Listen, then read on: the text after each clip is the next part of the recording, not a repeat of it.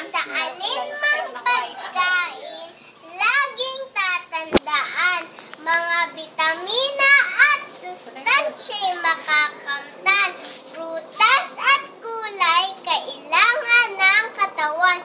Dulot nito'y lakas at talas ng isipan, malinaw na mata, katawang maganda, malakas na buto habang buhay mo.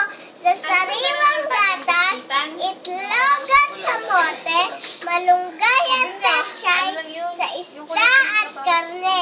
Gustong pagkain na hanap mo, tiyak nakakamtan, nutrisyong iyong-iyo. Panoorin mo